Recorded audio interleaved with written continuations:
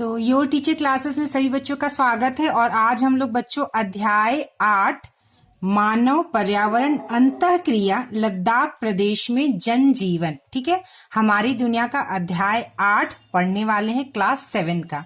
तो आज हम लोग लद्दाख के बारे में पढ़ेंगे, ठीक है। तो लद्दाख जो है बच्चों वह एक केंद्र शासित प्रदेश है। क्या है बच्चों?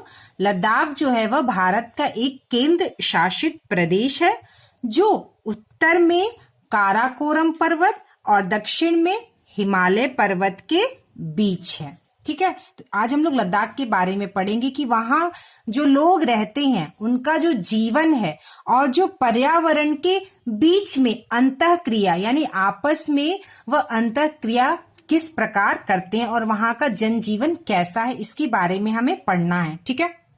तो चलिए शुरू करते हैं हम लोग। यहाँ पे जून माह के एक रविवार को दिनेश अपने दोस्त सोनू के घर गया हुआ था। वहां उसकी भेंट दिनेश के चाचा से हुई जो सेना में मेजर हैं और ट्रांस सेक्टर से अभी अभी घर पहुंचे थे। दिनेश ने उनका अभिवादन मतलब उनका स्वागत किया और चरण स्पर्श किए मतलब उनके पैर को छुए। चाचा ने बड़े दुलार से मतलब बहुत ही प्यार से दिनेश को गोद में उठाया व उससे उसकी पढ़ाई के विषय में पूछा। साथ ही साथ चाचा ने अपना बक्सा खोलकर सामान निकालना शुरू किया। सामान में ऊनी टोपी, मोजे, स्वेटर, कोट देखकर दिनेश को आश्चर्य हो रहा था कि आखिर इस गर्मी के मौसम में चाचा इन गर्म कपड़ों को बक्से में क्यों रखे हुए हैं, ठीक है। तो गर्मी का मौसम है लेकिन उनके बक्से में ऊनी टोपी, मोजे, स्वेटर देख के दिनेश को जो है वह आश्चर्य हो रहा था। चलिए आगे देखते हैं। उसने सोनू के चाचा से पूछा, चाचा जी इतनी गर्मी में आपने इतने गर्म कपड़े अपने पास क्यों रखे हैं, ठीक है। फिर आगे चलिए देखते हैं। चाचा हंसते हुए बोले, बेटा मैं फौजी हूं, अभी लद्दाख में तैनात हूं और वहां का जीवन और मौसम यहाँ के जैसा नहीं है। वहां और यहाँ की जलवायु में बहुत अंतर है, इसलिए ये चीजें साथ रखनी पड़ती हैं। जलवायु में अंतर है मतलब वहां लद्दाख में और जो अभी वो वहां पे रह रहे वहां के जलवायु में काफी अंतर है। जलवायु का अर्थ होता है बच्चों किसी भी जगह की जो प्राकृतिक मौसम होता है, जो लंबे समय तक जैसा वहां का औसत मौसम होता है वह वहां की जलवायु होती है। जैसे कहीं ठंडी हमेशा ठंडी पड़ती है तो वहां की जलवायु ठंडी होती है, कहीं जो है ज्यादातर गर्मी पड़ती है तो वहां की जलवायु गर्म होती है, ठीक है। तो जो औसत मौसम होता है किसी भी क्षेत्र का प्राकृतिक जो स्थिति होती है और जो उसका जो औसत मौसम होता है वह वहां की जलवायु होती है, ठीक है। मालूम है लद्दाख को वहां की भाषा में खा पा चान कहते हैं। क्या कहते हैं बच्चों? खा पा चान कहते हैं, जिसका अर्थ होता है हिम भूमि अर्थात बर्फ वाली जगह। तो लद्दाख को जो है वहां की भाषा में क्या कहते हैं बच्चों? खापा चान कहते हैं, जिसका अर्थ होता है हिम भूमि। हिम भूमि का मतलब हिम का अर्थ होता है बर्फ, तो मतलब बर्फ वाली जगह, ठीक है। क्या कहते हैं? बर्फ वाली जगह। तो क्या वहां अभी सर्दी पड़ रही है? दिनेश ने पूछा। तो दिनेश ने पूछा क्या अभी वहां सर्दी पड़ रही है यानी वहां ठंड पड़ रही है? हाँ बिल्कुल। यह कहते हुए उन्होंने अपने बक्से से भारत का मानचित्र निकाला और जमीन पर बिछाते हुए पूछा, भारत के सबसे ऊपर में कौन सा राज्य है, ठीक है। तो उन्होंने क्या किया बच्चों, अपने बक्से में से जो है भारत का मानचित्र निकाला और जमीन पे बिछाकर बच्चे से पूछा कि उसमें जो मानचित्र में सबसे ऊपर कौन सा राज्य है। दिनेश और सोनू तुरंत बोल पड़े, जम्मू और कश्मीर, ठीक है। तो भारत में सबसे ऊपर कौन सा राज्य है उस मानचित्र में? जम्मू और कश्मीर। तो देखिए बच्चों यहाँ पर भारत का मानचित्र का सबसे ऊपर का हिस्सा है और यहाँ पर आपको लेह लिखा हुआ दिखाई दे रहा है, ठीक है। लेह जो है बच्चों वह लद्दाख की राजधानी है, ठीक है, लद्दाख की राजधानी है। और यहाँ पे देखिए सिंधु नदी दिख रही है। यह जो भारत का ऊपर का हिस्सा है जम्मू कश्मीर, जिसमें बच्चे दिनेश ने क्या कहा कि भारत के मानचित्र में सबसे ऊपर कौन सा राज्य है, तो जम्मू और कश्मीर है। अब देखिए बच्चों, यहाँ पर आपको भारत का छोटा नक्शा यहाँ पे देखने को मिल रहा है। यह देखिए, आपको यहाँ पर जो ये हिस्सा ऑरेंज कलर का है, वही ये हिस्सा जो है यहाँ बड़ा करके दिखाया गया है। ठीक है, तो यह जो है बच्चों आपका किसका मानचित्र है, लद्दाख का मानचित्र है। किसका मानचित्र है बच्चों, यह लद्दाख का मानचित्र है। तो जैसे दिनेश ने कहा कि जम्मू और कश्मीर, चाचा ने बोला शाबाश। अब नक्शे में गौर से देखो, लद्दाख जम्मू कश्मीर के उत्तर पूर्वी भाग में, मतलब लद्दाख जो है बच्चों वह जम्मू कश्मीर के उत्तर पूर्वी भाग में शुष्क शीत, शुष्क मतलब सूखा और शीत मतलब ठंडा, ठीक है, शुष्क शीत उच्च भूमि है। उच्च मतलब ऊंचा, ठीक है, उच्च भूमि है। अब देखिए बच्चों, यहाँ पे लद्दाख का रिहायशी इलाका, मतलब जो लद्दाख जगह है उसका जो है सबसे अच्छा, रिहायशी मतलब बहुत अच्छा, सबसे अच्छा इलाका है। ठीक है, यहाँ पे इस चित्र के माध्यम से दिखाया। चलिए आगे देखते हैं हम लोग। उच्च भूमि है जो तिब्बत के पठार का एक हिस्सा है। ठीक है, तो यह जो उच्च भूमि है वह तिब्बत के पठार का एक हिस्सा है। पठार क्या होता है बच्चों, पठार जो होता है वह दूर तक फैला हुआ चौकोर, मतलब चौरस, दूर तक फैला हुआ चौरस जो है ऊंचा हिस्सा होता है, जमीन होता है। ठीक है, उसे क्या कहते हैं, पठार कहते हैं। इस क्षेत्र की सामान्य ऊंचाई 3600 मीटर है। ठीक है, तो यह जो क्षेत्र है इसकी जो सामान्य ऊंचाई कितना है, 3600 मीटर है। अधिक ऊंचाई के कारण जलवायु शीतल, मतलब ज्यादा ऊंचा होने के कारण वहां की जो जलवायु वह शीतल मतलब ठंडी, शीतल मतलब ठंडा है, और हिमालय पहाड़ के वृष्टि छाया में पड़ने के कारण शुष्क है। शुष्क का अर्थ होता है बच्चों सूखा, यानी जिसमें आर्द्रता बहुत कम हो, नमी बहुत कम हो, उसे कहते हैं शुष्क। ठीक है, वृष्टि, वृष्टि का अर्थ होता है बच्चों वर्षा का जल। वृष्टि का अर्थ होता है वर्षा का जल। तो ये जो लद्दाख है वह हिमालय का जो पहाड़ है उसकी वृष्टि छाया, मतलब जब जल का जो बारिश का पानी है वह जो है बहुत ही कम होता है। ठीक है, लद्दाख में बारिश का पानी जो है बहुत ही कम होता है, जिसकी वजह से यह जो है शुष्क प्रदेश माना जाता है। ठीक है, कैसा प्रदेश है, शुष्क है, मतलब शुष्क प्रदेश है, सूखा है। वृष्टि छाया मतलब बारिश जो है, वर्षा का जल जो है वह हिमालय पहाड़ के कारण यहाँ पर जो है बहुत वर्षा कम होता है, कम पाया जाता है। ठीक है, यहाँ सालों भर खूब ठंड पड़ती है, मतलब यहाँ साल भर हमेशा क्या होता है बच्चों, ठंडी पड़ती है। दिसंबर जनवरी के महीने में पानी बर्फ हो जाता है, इसलिए वहां मई जून के महीनों में भी गर्म कपड़ों की जरूरत पड़ती है। मतलब पूरे साल जो है यहाँ पर लद्दाख में ठंड पाई जाती है, और जनवरी और दिसंबर में क्या होता है, पानी तो बिल्कुल बर्फ बन जाता है। बरसात के महीने में क्या होता है, सोनू पूछा। पानी कभी कभी बरसता है, हाँ बर्फ जरूर गिरती रहती है, पानी की बूंदों की तरह, चाचा ने कहा। तो मतलब बारिश जो है वह जो है कभी कभी होती है, और जो बर्फ जो है वो बूंदों की तरह हमेशा गिरती रहती है। दिनेश और सोनू दोनों चकित थे। सोनू ने पूछा, फिर तो वहां पेड़ पौधे नहीं होंगे? बिल्कुल नहीं है। अब दोनों अवाक, ठीक है, अब दोनों क्या हो गए, बिल्कुल आश्चर्य हो गए, अवाक हो गए। फिर भला जीवन कैसा होगा? दोनों एक साथ पूछ बैठे, दोनों एक साथ पूछ बैठे। तो अवाक का क्या अर्थ हुआ बच्चों, कि वह बिल्कुल चकित होकर मौन हो गए, मतलब किसी चीज को चकित होकर कैसे शांत हो जाते हैं, वैसे ही वो दोनों क्या हो गए, बिल्कुल अवाक हो गए। चलिए हम लोग आगे देखते हैं।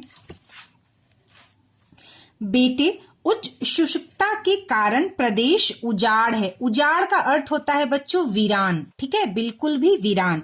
और वनस्पति कम है।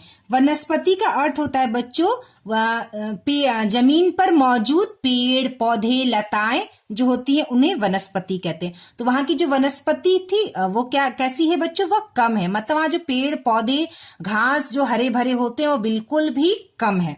घाटी में कहीं कहीं पर घास एवं छोटी झाड़ियां मिलती हैं। सफेदा और वेत के वृक्ष जहां तहां मिलते हैं। सेब, खुबानी और अखरोट के पेड़ मिलते हैं। एवं सूखे मेवे के अलावे पेड़ों से ईंधन और मकान बनाने के लिए लकड़ियां मिल जाती हैं। प्राय हरियाली देखने को नहीं मिलती है, मतलब हरे भरे पेड़ पौधे देखने को नहीं मिलते हैं। यहाँ की द्रास घाटी में अच्छी किस्म का जीरा पैदा किया जाता है। कौन सी घाटी में बच्चों? द्रास घाटी में अच्छी किस्म का जीरा पैदा किया जाता है, मतलब उगाया जाता है। जौ, जई, गेहूं और आलू भी पैदा किए जाते हैं। तो ये सब चीजें हो गई कि वहां पे क्या क्या जो है फसल लगाई जाती और फसल जो है वह पैदा होती है। चाचा जी वहां नदियां हैं? दिनेश ने पूछा। है ना, सिंधु नदी लद्दाख से होकर ही तो बहती है। तो कौन सी नदी है बच्चों लद्दाख में? सिंधु नदी। श्योक, देखिए श्योक, नुब्रा, छो आदि बड़ी नदियां हैं। ये क्या है बच्चों? नदियों के नाम है। कहाँ? लद्दाख में। विद्युत उत्पादन के लिए, विद्युत मतलब बिजली, उत्पादन मतलब बनाना, तो विद्युत उत्पादन के लिए इन नदियों का पानी काफी उपयोगी हो सकता है। जहां कहीं भी झरने हैं, आबादी भी उसके आसपास ही है। तो मतलब जहां जहां नदियां और झरने हैं, लोग जो है वहीं आसपास जो है आबादी जो है लोगों की वहीं ज्यादा रहती है। और जानवर? इस बार सोनू ने पूछा।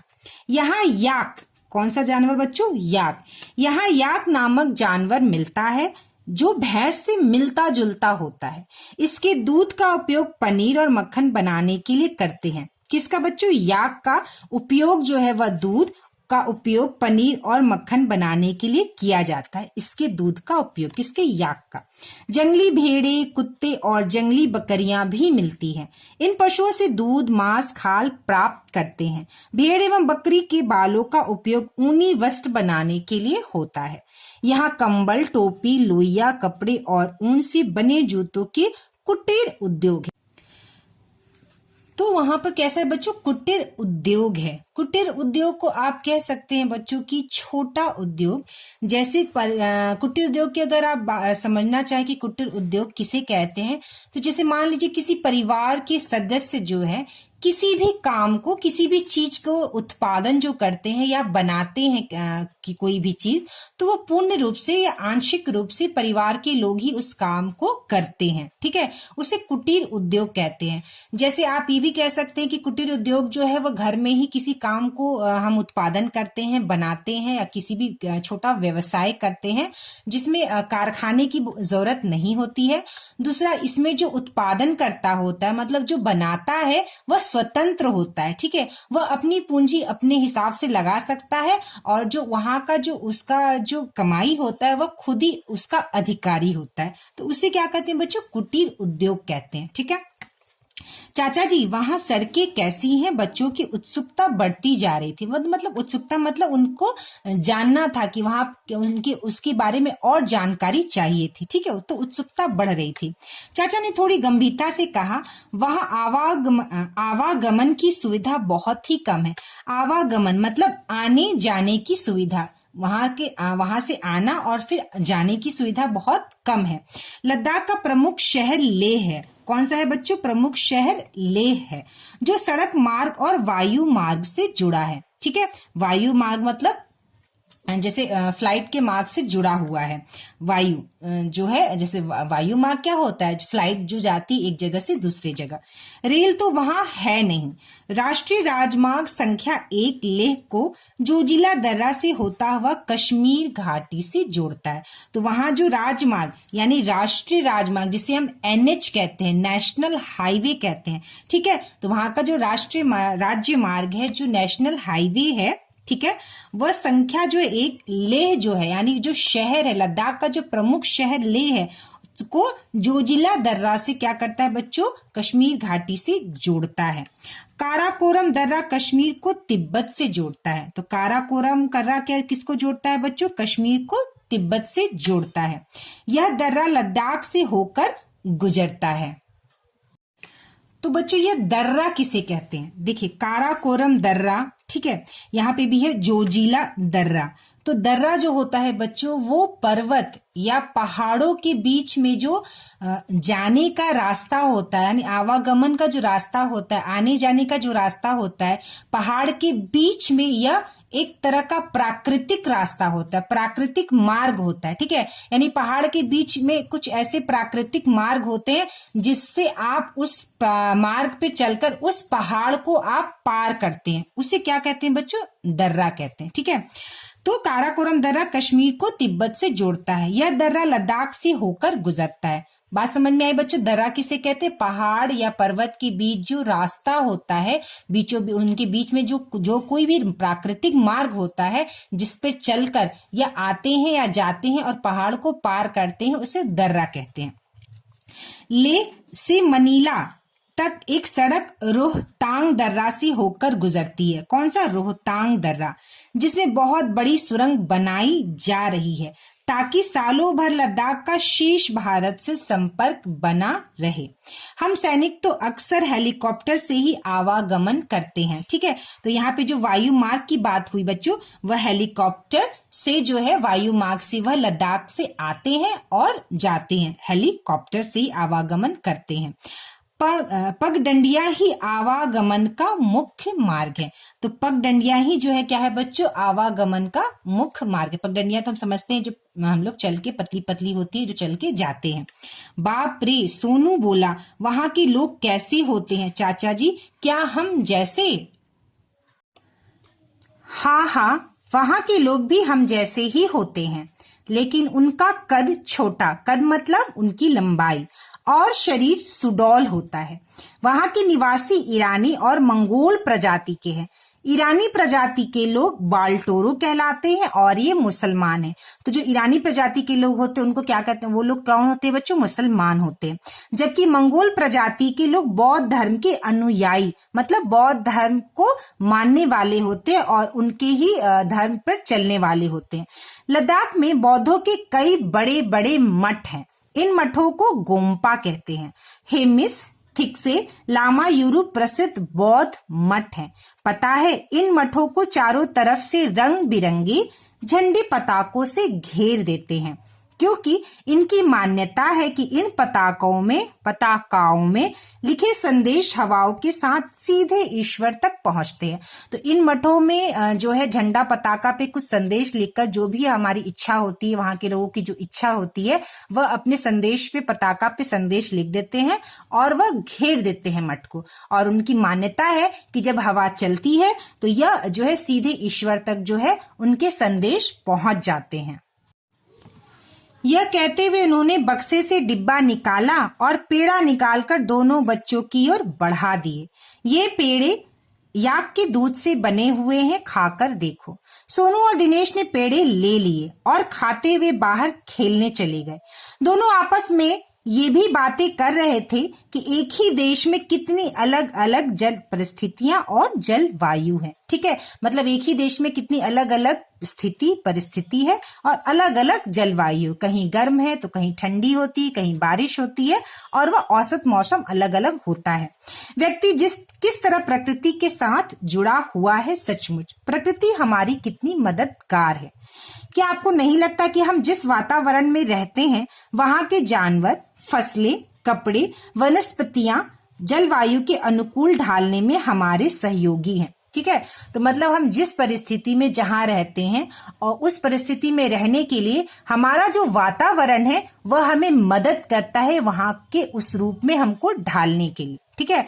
तो यह हो गया हमारा अध्याय 8। तो चलिए बच्चों, यहाँ पर मैंने नोट बनाया है, आप इस नोट को जरूर से लिख लीजिए, इससे आसानी रहेगी पढ़ने में और इसको रिवाइज करने में, रिवीजन करने में। लद्दाख भारत का एक केंद्र शासित प्रदेश है जो उत्तर में काराकोरम पर्वत और दक्षिण में हिमालय पर्वत के बीच है। लद्दाख की राजधानी लेह है। लद्दाख जम्मू कश्मीर के उत्तर पूर्वी भाग में शुष्क शीत उच्च भूमि है। ये हो गया आपका लद्दाख के बारे में पॉइंट, ठीक है। अब चलिए बच्चों आगे, यहाँ पर कुटीर उद्योग किसे कहते हैं, ठीक है। कुटीर उद्योग वह उद्योग है जिनका एक ही परिवार के सदस्यों द्वारा पूर्ण रूप से अथवा आंशिक रूप से संचालन किया जाता है।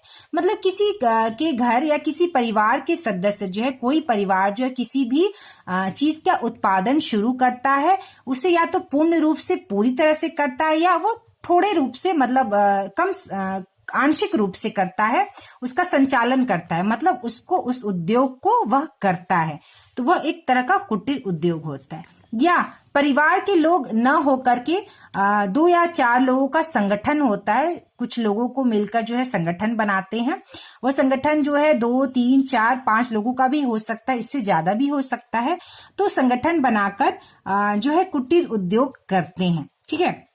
तो ऐसे संगठन में क्या होता है कि कुटीर उद्योग इस प्रकार के संगठन को कहते हैं जिसके अंतर्गत स्वतंत्र उत्पादन करता, मतलब जो भी उत्पादन करता है, जो वहां पर उत्पादन करता होता है, जो उत्पादन करता है उसको उत्पादन करता कहते हैं। वह स्वतंत्र होता है, मतलब आजाद होता है, अपनी पूंजी लगाता है, मतलब अपना उसमें कितना पैसा लगाना है वो अपने हिसाब से पैसा लगाता है। और वह जो काम करता है, जो श्रम, अपने श्रम, वह जो काम करता है, जो मेहनत करता है उत्पादन करने के लिए, और जो कुल उत्पादन जो होता है वह उसका खुद अधिकारी होता है, मतलब वह खुद उसका मालिक होता है, ठीक है।